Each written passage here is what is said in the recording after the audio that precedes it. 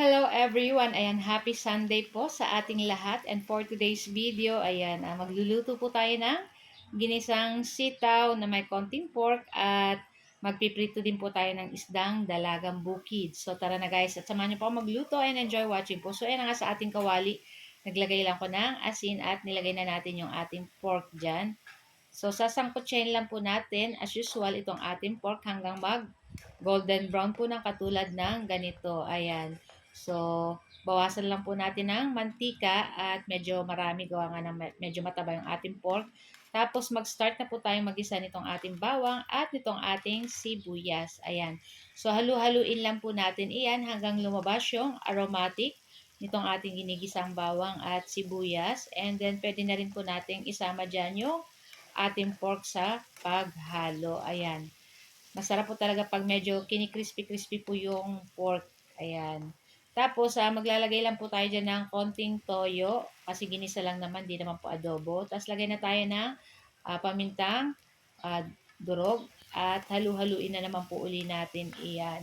Tapos, after po niyan, pag na-mix na natin lahat, pwede na rin po natin ilagay dyan yung ating kamatis. So, gumamit lang po ako ng 2 pirasong kamatis na medyo red-red. Ayan. Tapos, halu-haluin po natin and pwede na rin po natin ilagay dyan yung ating sitaw. Ayan. So, bigla akong na-miss yung ginisang sitaw, guys.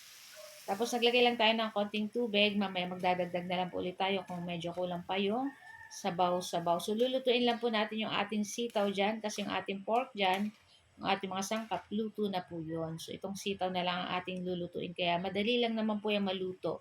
So, nagdagdag pa ako ng konting tubig, guys. Tapos, ayan, makita nyo, o, diba? Masarap po yung ganyan. May sabaw-sabaw.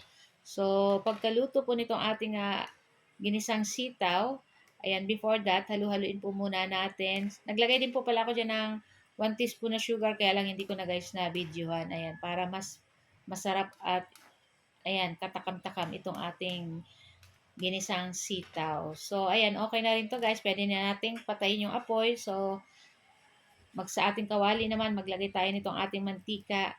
Ayan yung ating binawasan ng mantika kanina sa paggisa ng ating pork. Nilagay ko na dyan. Saka yung nagdagdag pa ako ng konting mantika. Tapos ayan, nagprito na tayo nitong ating dalagang bukid. Ayan.